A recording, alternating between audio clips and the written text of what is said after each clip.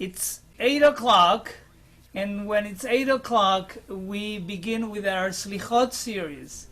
And tonight, we are delighted to have George Franklin with us, who's a native of the Washington, D.C. area, a retired accountant, and has been a member of Shirat HaNefesh since 2011. George enjoys text study and participating in leading Shabbat and Holy Day services. He and his wife, Sandy, also a D.C. native, make their home in Rockville, Maryland. And I want to add that that George is also a fantastic meditator, and he helps us many Shabbatot get into a very deep place, especially me. So without any further ado, I'm going to invite George to come in. Let me see. Can you unmute yourself?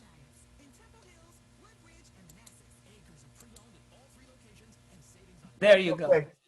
Yeah. Perfect. And I'm going to pin you so to make sure. Let's see. Where are you? There you are. I actually didn't do that. And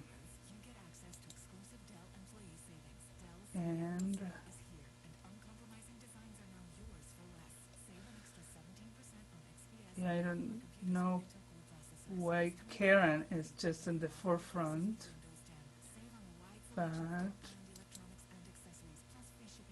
just a second.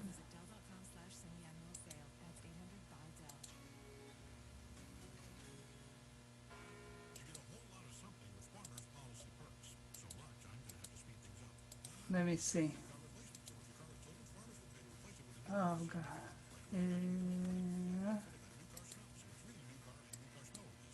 Can you do spotlight instead of him? I'm trying to see why is it spotlight. No, I can't.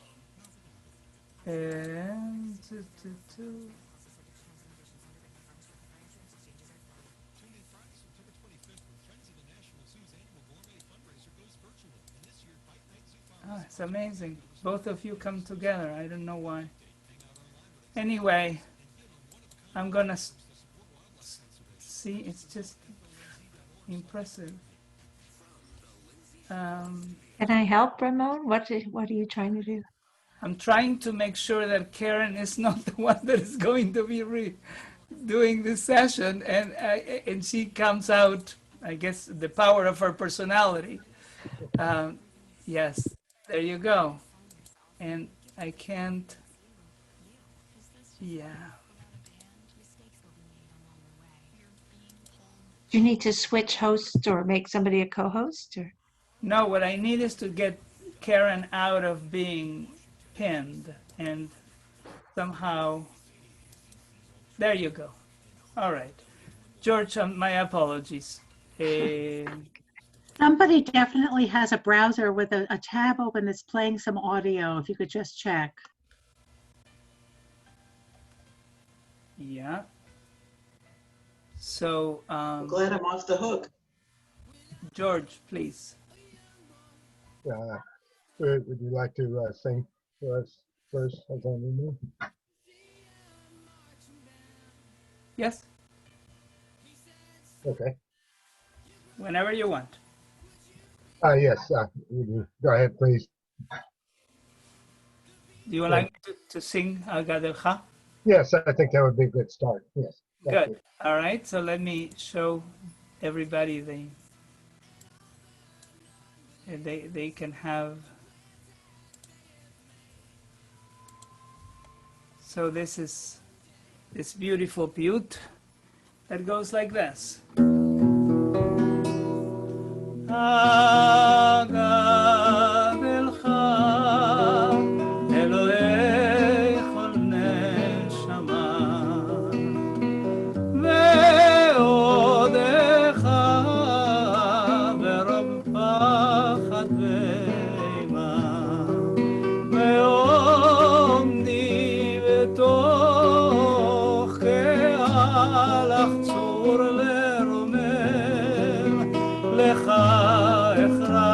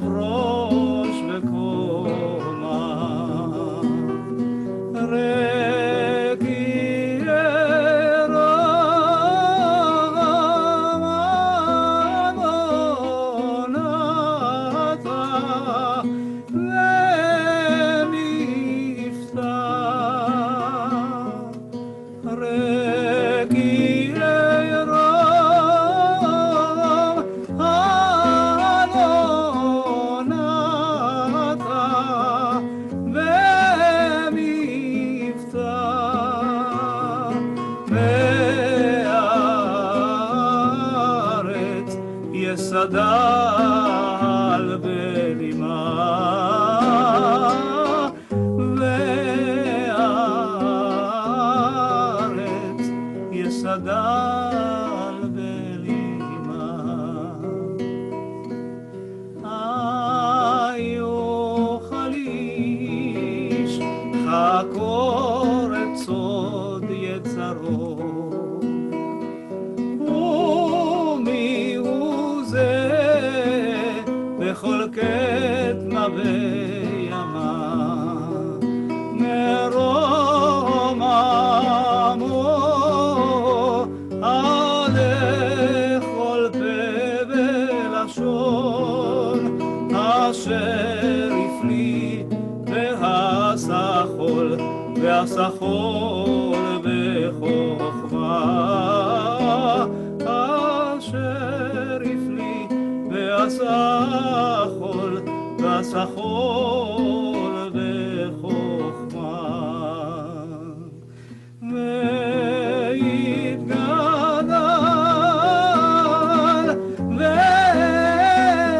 וגוי קדוש ועליון ויתקדש שמרבה בעלמה ויתקדש שמרבה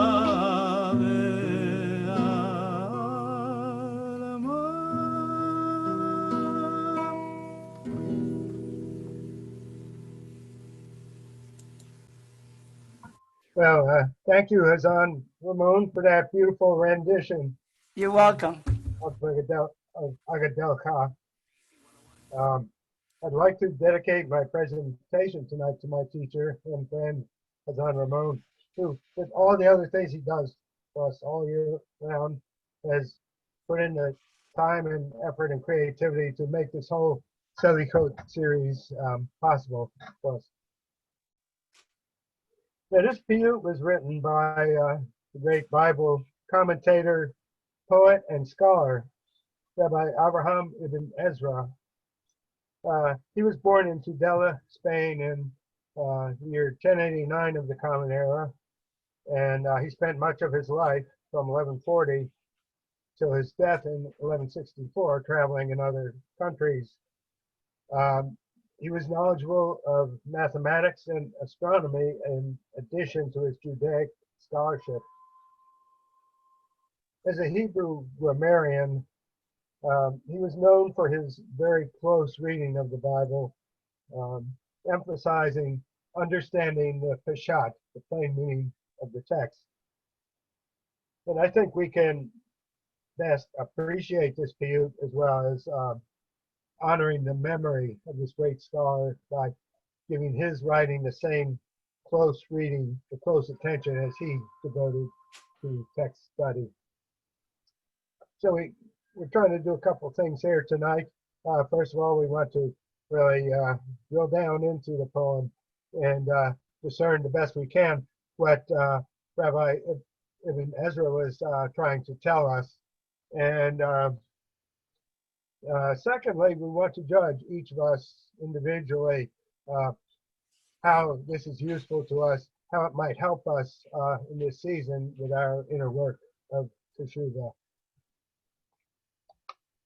This the terse poetry of Agadelkha, to me, there's not a wasted word in the whole thing, and it doesn't elaborate on the process of Teshuvah. It's not confessional in nature. It's not like a shamu. It's not listing the things that keep us awake late at night. There are two overarching themes that we can tease out of the poem, and we might find they help us to be in the right mindset for our own Teshuvah. The first one being the nature of God. God as an all-powerful, all-knowing creator, at once the God of Israel and also the God of the whole world and all its peoples. And the other theme is the poet's stance as he presents himself before God. And as we come to understand his approach, we may choose to emulate it if we feel it's appropriate for ourselves. So now let's go through the poem couplet by couplet, and we'll stop to comment on some of the important points. And in particular, I'd like to look at some of his Hebrew word choices. I started studying this, looking up words that he used that I wasn't quite so familiar with in Hebrew, which gave me an ample field of study. And also trying to find some of his biblical allusions. And I find that this poem has kind of a subtle flavor of the book of Job, which we'll get into in a little bit. Now, please take a look at the first 5 couplets. This is kind of neat. He has an acrostic in there. The initial Hebrew letters spell Abraham, his first name. Agadelkha, Be'andi, Ityeh, Hayukal, and Meromam. Okay, now let's start from the beginning, couplet by couplet. Agadelkha Elohe kol neshama, ve'odecha be'or hachad be'ema. I will praise you, God of all souls, and I will thank you with great fear and awe. The Hebrew words hachad ve'ema are here translated as fear and awe. Now I looked these words up. Pachad, normally meaning fear, could also mean awe. Ema is defined with words such as fright, terror, fear, panic, horror. Very strong words indeed. And my dictionary pointed me out to an interesting near parallel to this phrase. Listen to this verse. Tipol alehem imata v'fachad. Terror and dread descend upon them. And that's from Shirat Hayam, the Song of the Sea, referring to Pharaoh and his army being drowned in the Sea of Reeds. Here this poet, whom I presume was a very good Jew, is in a sense identifying with Pharaoh and his army, the enemies of God and Israel. Now this, to me, is a very extreme level of self-criticism, which really gets our attention if we catch this biblical allusion. And I think for most of us, even while we do the work of Teshuvah, our self-concept is quite different from this. I know when I hear the phrase fear and awe, I basically just hear awe. The word fear is just kind of along for the ride. I think for many of us, expressing fear really goes against the grain. But we have to admit that fearful things are a part of life and part of our world. I was reminded of the words of the mystical English poet, William Blake. The roaring of lions, the howling of wolves, the raging of the stormy sea, and the destructive sword are portions of eternity too great for the eye of man. And it goes without saying, today we are living in very fearful times. Some of us cope with fear by losing ourselves in more pleasant mental states. But others of us may need to work through the fear, confronting it. And sometimes we find texts useful in helping us to confront it, texts like this piyut or some of the Psalms.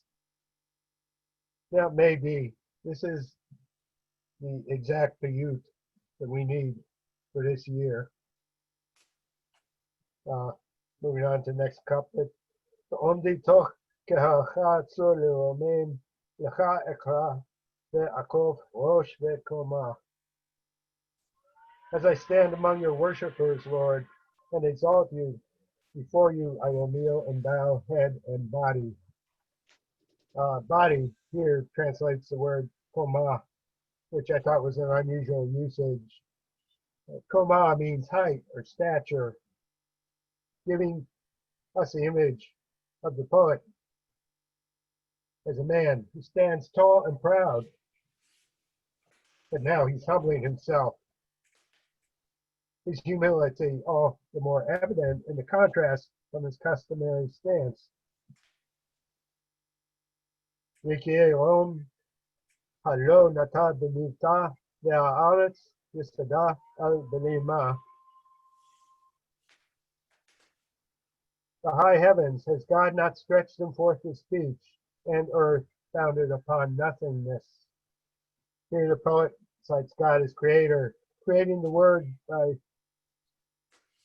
by words alone, as per the account in Genesis. Now, the Hebrew word belima, for nothingness, is an interesting evocative choice. Here's another interesting verse.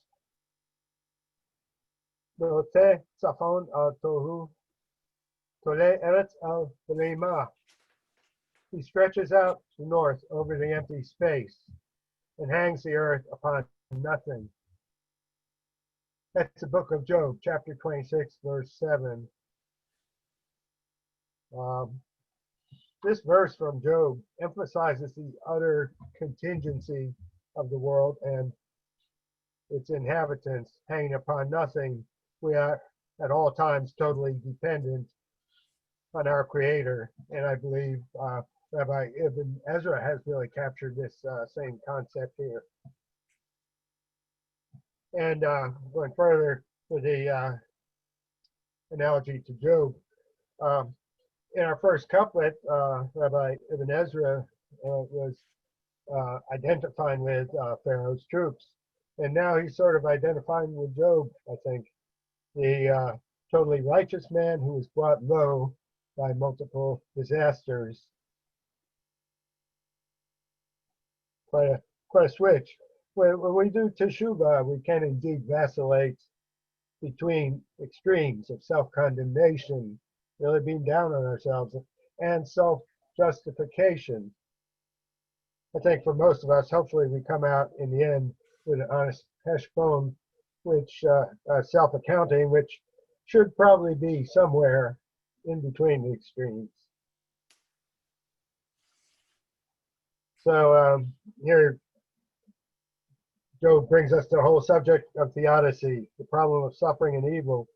The Rabbi Harold Kushner's formulation: why do bad things happen to good people? I don't know that we can answer this question in our allotted 20 minutes tonight, so I suggest we table it for another session. Hayucha ish chakor et sod yitzaro umihu ze b'chol kenna ve'yama. Can a man explore the secret of his Creator? And who is God at the far ends of the east and the west? The word hakor, explore, is also a word used a lot in the book of Job. Once it says that God explores wisdom, and then also it occurs a few times referring to the character's philosophical ruminations about life, looking through the lens of Job's predicament. As to the east and west reference, after Ibn Ezra left his native Spain, he spent many years in Italy, France, and England. So he knew east and west, observing different customs and different Jewish communities, as well as his exposure to the Muslim and Christian worlds. This no doubt made him reflect on how all the nations of the world relate to the one universal God.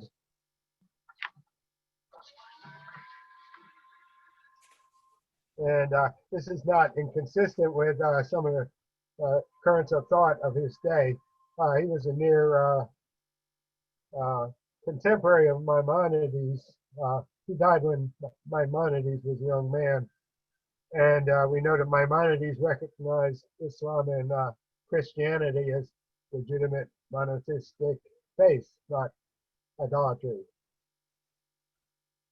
Me'omen hu ale kol peh ve'lashon asher hifli ve'asa kol bechokhmah. God is exalted in every mouth and tongue. God who did wonders and has done all with wisdom. Now here's a very happy coincidence, a real gift to a translator. Tongue is a perfect translation for lashon, and it refers to both. In both languages, it means both the organ of speech as well as language. So here again, I think is a current of universalism as expressed in the earlier reference to East and West. And now our final couplet alludes to the Kaddish. V'yikdal b'goy kadosh ve'elyon. God's name will be magnified among the holy nation. V'yikdash shemei haba be'amah. May God's name be sanctified in the world. A very strong finish, referencing an iconic Jewish text. The poet disappears here. The focus is on God. At once, the God of Israel, Goy Kadosh Ve'elyon, and the God of the world and all peoples.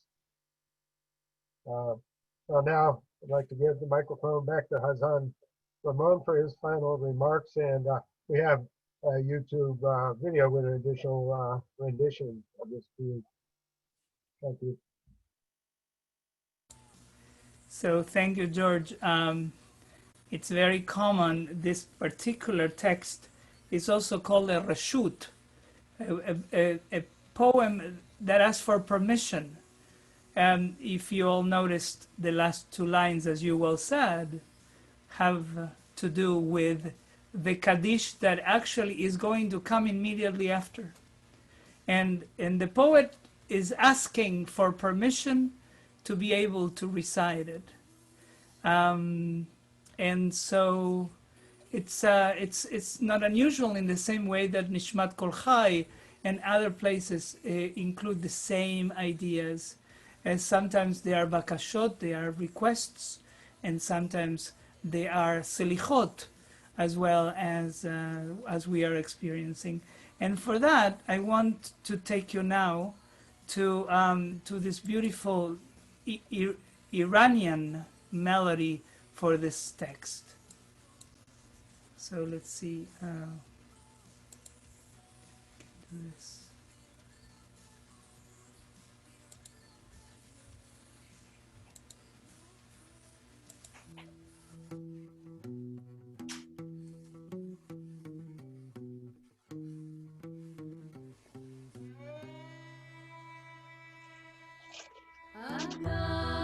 Agadelkha, Elohei, kol neshama, ve'odecha, be'erov pachad ve'ima, be'omedi toch kehalecha,